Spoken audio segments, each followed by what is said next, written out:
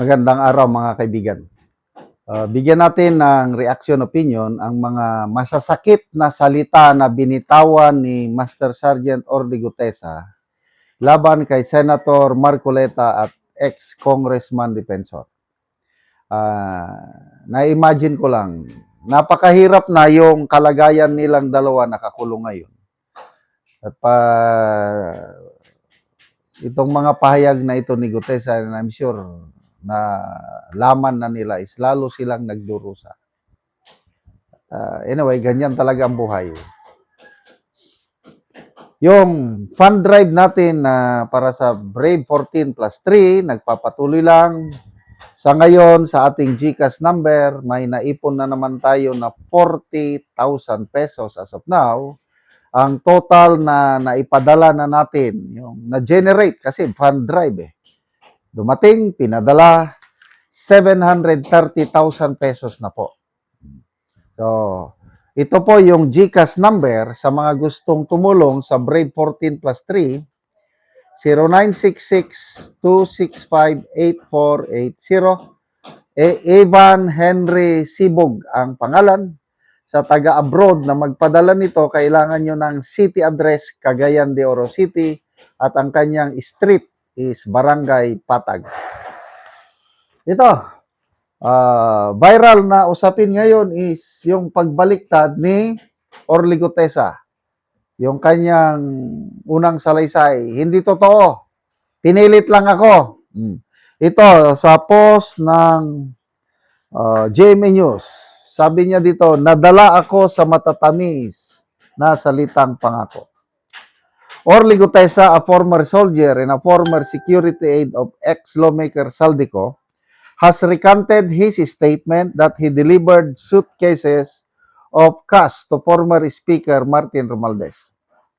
According to Maki Polido's exclusive report on 24 Oras, Gutesa executed a new affidavit claiming that Senator Rodante Marcoleta and former House lawmaker Mike Defensor had tapped him to make up accusations against the late congressman in exchange for money and a scholarship for his children.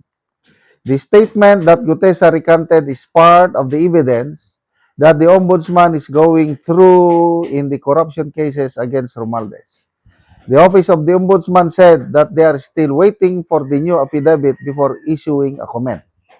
JME News is still attempting to get Defensor and Marcoleta's side and will update the story once responded.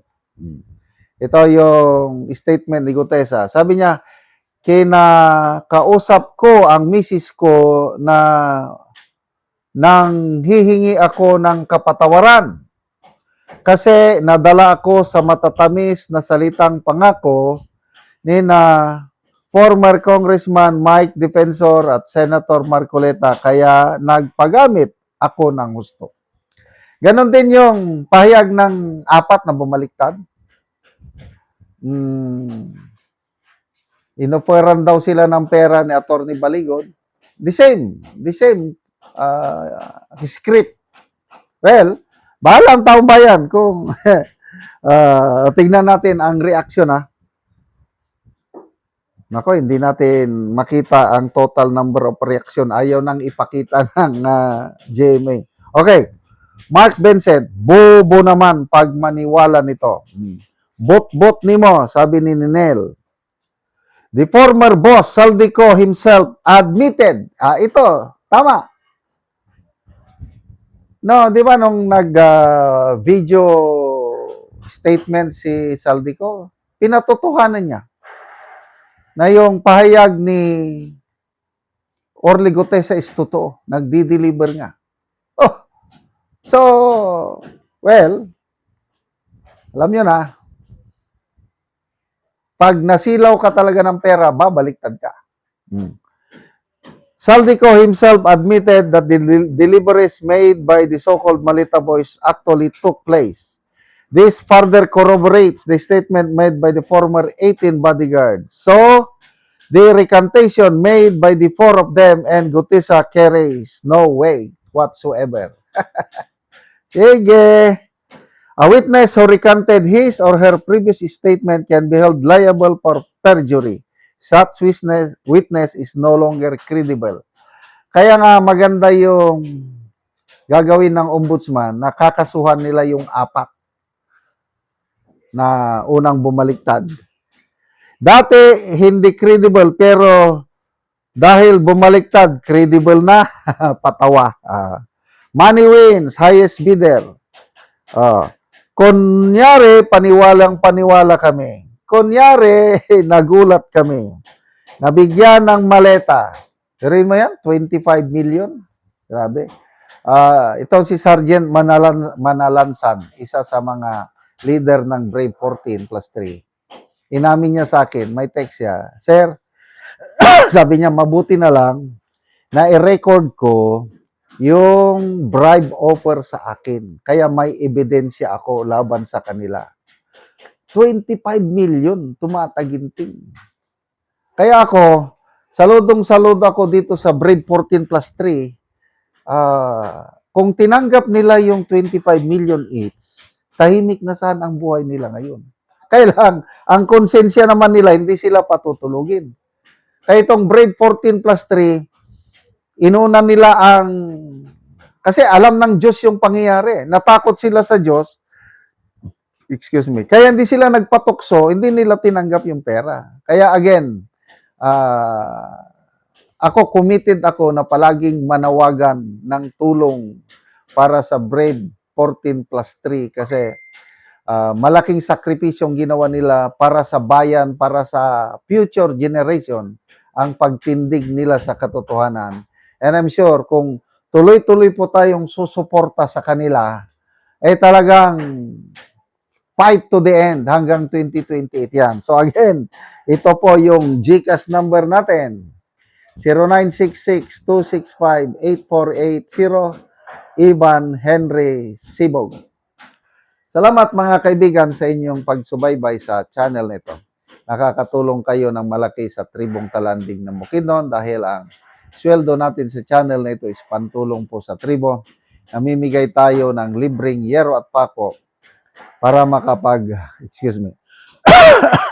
makapagpatayo naman sila ng mas maayos na tirahan. Panoorin nyo ang video na ito. Dire sa balay ni Ronald Idahon sakop sa Barangay San Miguel, Sitio Mooswagon, Tagbak, Talakag, Bukidnon. So muna ni siya ang natabangan sa yero kay ang iyang atop silupin lang og trapal nga gisapaw-sapaw. So muna ang iyang pag-aatupan karon. Og muna ni ang ilang kahimtang.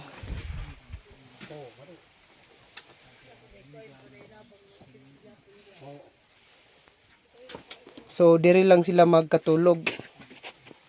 So muna ni ang gitabang nga yero nga napulo ka buk. Yang akong atap silpin niya akong So atrap ako og silpin. napulo ni kabuk nga digis nga yero ang gitabang.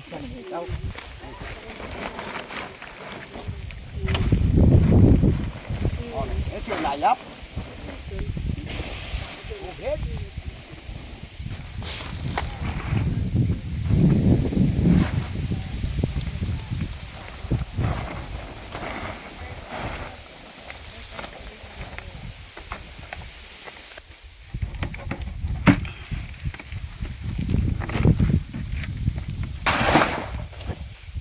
Yan talaga sa 8 watts.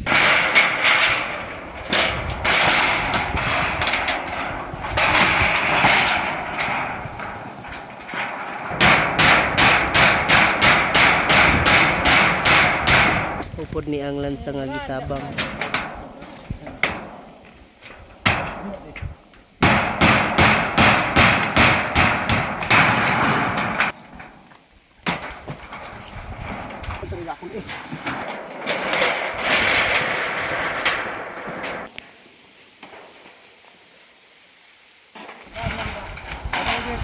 O karon humanagyud sa pag-atop ang ginatabang nga yero.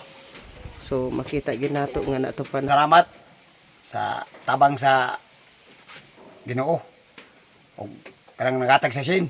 Kanang akong atop nga trapal og silpin. Wa ko magdaw mga mailisdan.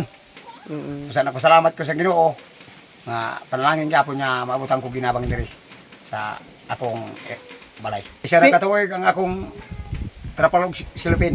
So Salamat jud kayo kay niilis din og isin. salamat kaayo.